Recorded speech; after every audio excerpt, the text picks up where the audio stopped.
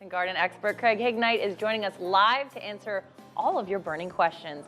Hello, Craig. Hi. Good morning. Good morning. I never know when to stop talking, so that's okay. It's okay. You can talk as much as you want. That's right. So we're taking your questions right now through the Facebook live stream on WQAD's Facebook page. And I'm going to start here with a question from Robert. He says, what is the best way to overwinter my geraniums? I guess he's talking about keeping them over the winter time. Can they remain in their pots? He said he just cut the flowers off a few days ago. They'd been blooming on his back porch. Well, yes, I would keep them in their pots. It used to be that people would actually take the geranium out of the pot, shake the soil off, and hang them upside down in the basement. Oh. That's when houses were old and cold and damp, not the modern home. So what you're going to do, you're going to move it into a nice sunny window. You're going to run them somewhat to the dry side. You know, we're not looking for a lot of growth. And wait until about March 1st to give them a nice shape-up haircut. That'll get them ready to go back outside next spring.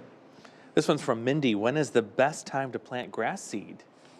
Well, the best time was about 2 months ago, but you can still plant it now. It will just lay there on the ground, just like Mother Nature scattered seed in the fall.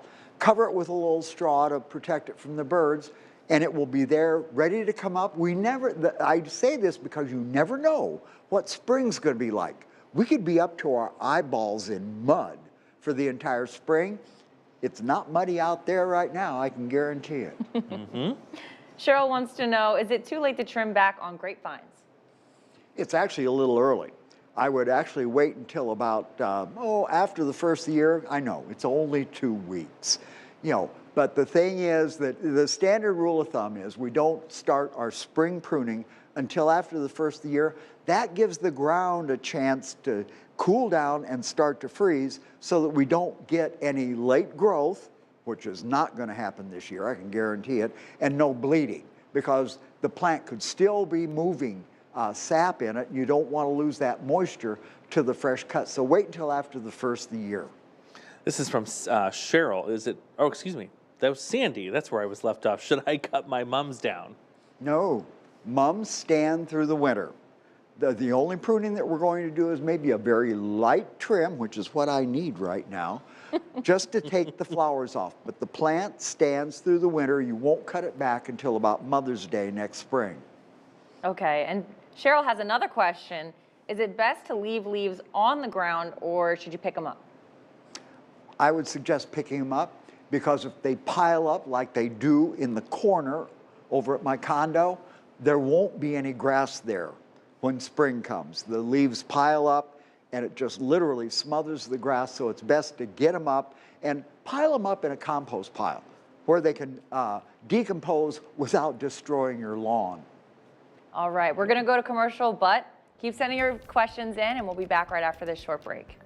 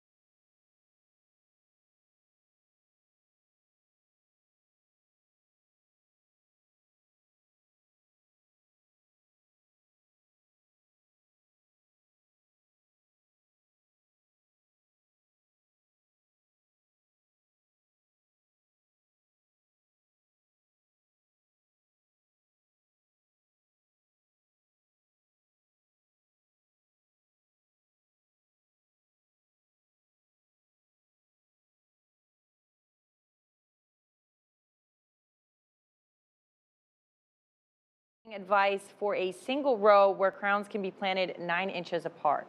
Sounds about right. The important thing is that you prepare the bed well before the crowns go in the ground. And remember that you plant asparagus 6 inches deep. So you're digging a trench wide enough to accommodate the roots, because in the bottom of that trench, you're going to spread the roots out. The crown of the plant should be 6 inches below ground level. And there are 2 routes you can go.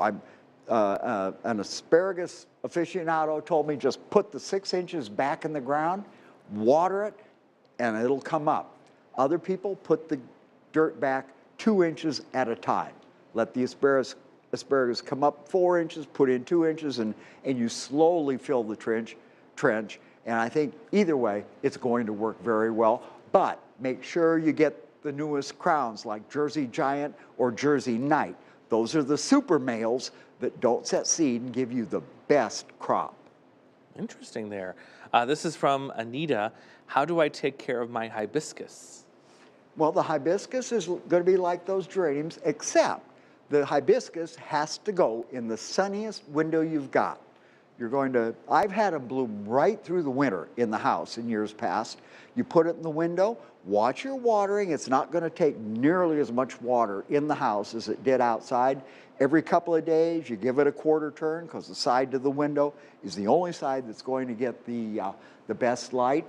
And do that through the winter, and then again, do your pruning at about March 1st. That gives you 8 weeks before the plant goes outside, so it can start developing new flower buds next spring.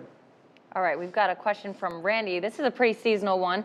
Will wilt-proof make a fresh-cut Christmas tree last longer and help with needle retention?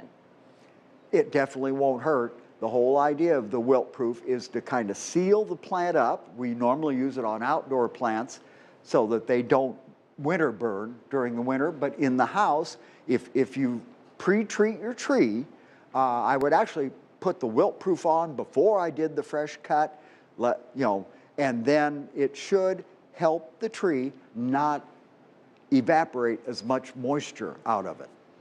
This is from Rick. I have a jade plant that's about 16 inches tall with a lot of new stems coming up around it. When is a good time to transplant the young growth, and do you have any tips on how to best do this? Well, I would wait until spring. We're in those 16 dark weeks of winter right now. Next spring out around, I'd wait until actually Memorial Day. Gently dig out those babies. You don't need a huge root system, but you need a group of small pots. I would suggest terracotta so that they dry out well. Pot them up, water them, make sure you run them a little drier than your average house plant. Jades are not thrilled with wet feet.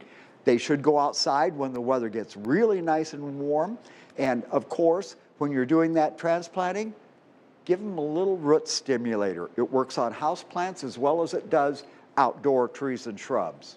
Very good. All right, well, that's all we have time for. So thank you to everyone who sent their questions in. Be sure to join our Facebook Live with Craig each and every Wednesday, and there you can submit your questions and be part of the conversation.